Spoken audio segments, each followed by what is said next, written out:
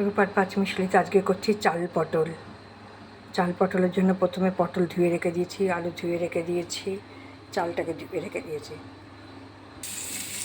চালটাকে একটু ঘি দিয়ে ঘি দিয়ে ভেজে নিচ্ছি অল্প করে, খুব অল্প, সামান্য ঘি দিয়ে, বেশি না। আর এটাকে বেশি ভাজা হবে না, একটু জাস্ট কাঁচা ভাবটা কাটিয়ে নেওয়া হলো। ঠিক আছে, এটা এবার তুলে রাখবো। পটল ভাজা হচ্ছে, একটু লাল লাল করেই ভাজতে হবে পটলগুলোকে। হয়ে গেছে পটল ভাজা।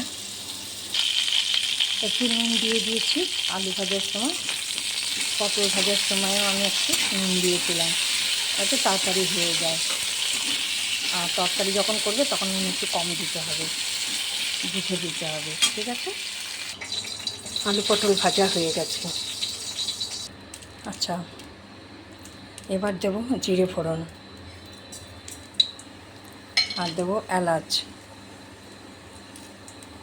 আর দেবো, আমার দারচিনি আর লবঙ্গটা নেই বলে, পুড়িয়ে গেছে বলে আমি তেজপাতা দিচ্ছি। তোমাদের থাকলে তোমরা অবশ্যই দারচিনি লবঙ্গ দেবে। দারচিনি লবঙ্গতে গন্ধটা ভালো আসবে আরও বেশি। আমার ফুরিয়ে গেছে এই মুহূর্তে করতে গিয়ে দেখছি। এবার পেঁয়াজ বাটা, আদা বাটা, টমেটো বাটা, এটাকে ভালো করে এবার কষিয়ে নেব।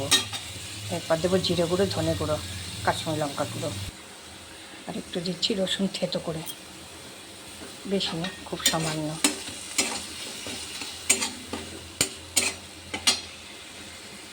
এবার একটা বাটির মধ্যে সব উপকরণ নিয়ে নেব। হলুদ, এটা হচ্ছে ধনে গুঁড়ো, এই যে এতটা, আর জিরে একটু কম। এবার এটাকে জল দিয়ে গুলে রাখবো। জল দিয়ে গুলছি না, আমি এর মধ্যে দই দিয়ে দিচ্ছি। যদি তোমাদের দই না থাকে কোনো অসুবিধা নেই, এটা টমেটো বেশি করে দেবে। ঠিক আছে, এটা দিয়ে আমি এটাকে গুলে রেখে দেবো। মশলাটা দিয়ে দিয়েছি, দইয়ের মশলাটা, জিরে গুঁড়ো, ধনে গুঁড়ো, কাশ্মীরি লঙ্কার গুঁড়ো, হলুদ। এবার নেবো নুন আর চিনি, এই দুটো আমার দেওয়া হয়নি। যেহেতু আলু আর পটল ভাজার সময় নুন দিয়েছি, তাই একটু নুন কম দিচ্ছি, লাগলে আবার দেওয়া যাবে। এই তরকারিটা একটু মিষ্টি মিষ্টি হয়, তাই একটু চিনি দিচ্ছি।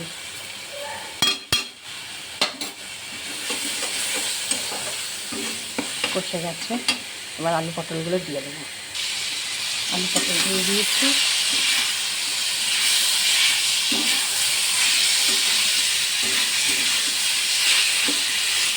সুন্দর গন্ধ বেরোচ্ছে। ভালো লাগলে লাইক দেবে, সাবস্ক্রাইব করে নেবে রূপার পাঁচমিশালি ইউটিউব চ্যানেল থেকে। পাশে থাকবে, সাথে থাকবে। কষানো হয়ে গেছে, এবার দেবো এই চাল আর কিছু কিশমিশ এর মধ্যে দিয়ে দিলাম। এটা খেতে কিন্তু খুব ভালো লাগে, সত্যি ভালো লাগে। এবার এটাকে ভালো করে কষিয়ে নিতে হবে।